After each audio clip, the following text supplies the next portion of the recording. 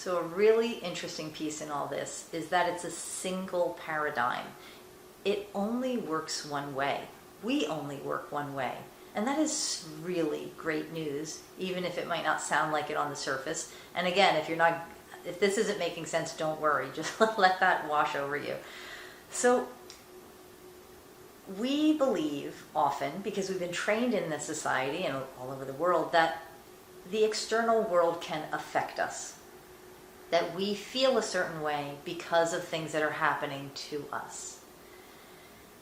We've been taught that. Well, I feel that way because of this. Well, that thing happened and that made me feel, oh, that person made you feel this way. Of course they did. I mean, we're inundated with this sense that we can be triggered by the outside world and that it's the cause of our feelings and our thinking.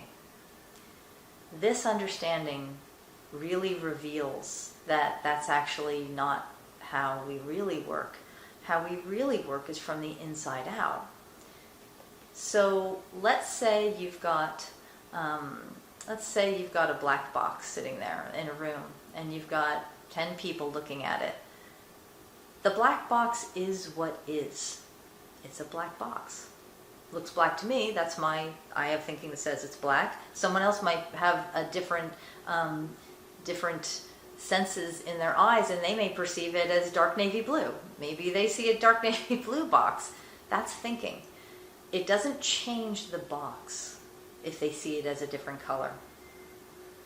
It's our perception of it.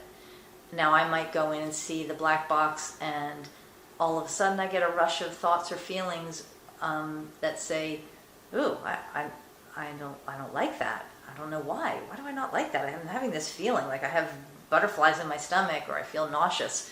And maybe what's happened is I can't remember, or maybe I do remember, that maybe when I was a child that I ran into something and someone gave me a box full of snakes. I don't know, something that scared me or terrified me, and that I found something awful in a black box. So now when I see a black box, the black box isn't causing me to feel that way, but I am feeling all the thought that's come up from my past, from the inside.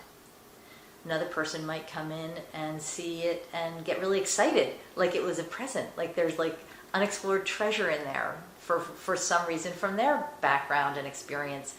They see that there's something intriguing about the box. They have a sense of excitement. It's not the box causing it. Another person might come in and be so excited because they have some happy memory associated with the black box. So I think you'll see where I'm going with this. It's, kind of driving it in. That it's not the box causing the feeling. It's not the box causing your thinking. The thinking just happens. It's not you causing it either. Thought comes across your screen and you feel it in every single moment. The thoughts just come and go. And you read the world around you, basically, and then you feel every thought that comes by, which is all day long, in every now moment. That's your experience of life is 100% created from the inside out. It really only works one way. So we live in this feeling. We don't even realize it. We're like fish in water. We are in a sea of thought that we feel. And the thoughts can come. They can come shotgun really fast. They can come with all their buddies. It feels like a thought is lasting a long time, but it really doesn't. We can't hold on to a thought for very long. Even great masters, spiritual meditating masters, can only hold on to a thought for a number of seconds, actually. So all thought is fleeting. Again, sometimes we have these bundles of thoughts that travel together. They seem to travel together habitually, but it doesn't mean that they won't pass either. So, and that's really good news. And also, you can't control that. That's just the nature of it.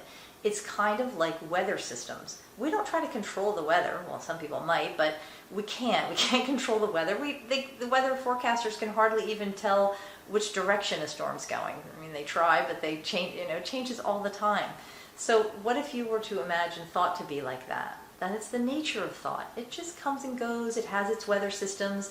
Sometimes a whole hurricane of awful thoughts will come up, and you're like, you feel like you're being tossed and turned by a hurricane of thoughts at times. Maybe you have panic attacks, or maybe you're in the middle of a fight with someone. It feels so real. Your special effects team of thinking is just completely creating this very, very real experience. And you're feeling all of that thinking. And then it passes. It always does. And you're in the next moment and the next moment. So even if you have an understanding that this is how you work, as humans, we fall in and out of this awareness constantly. And that is normal, and it's an innocent misunderstanding that we think that our feeling is coming from something other than thought in the moment coming through. It's totally an innocent misunderstanding. Even knowing this, even having been exposed to this, I still, every given day, every day this happens. You fall in and out of it, and that's the nature of how we are. Maybe someone who's had a really, really profound insight, maybe they could lose it. I don't know. Does Eckhart Tolle ever have? Does he ever forget that he's feeling his thinking? I don't know. Does great spiritual masters? That I don't know. If you're enlightened, maybe you're beyond that. But most of us aren't here enlightened yet. So we're here feeling all our thinking and forgetting that it's not necessarily reality. It's just thought in the moment passing. So basically what this means is that we never directly experience the outside world.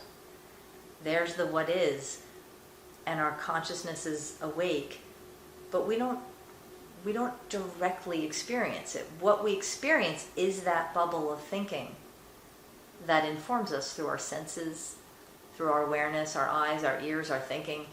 That's how we take it in. That's what we're experiencing, not the thing itself, which is a little bit trippy, but also really freeing, because it means we don't have to be so afraid of our emotions and our thoughts. It's an inside job. They come and go. There's nothing we need to do about them. We don't need to fix them. They will come and go.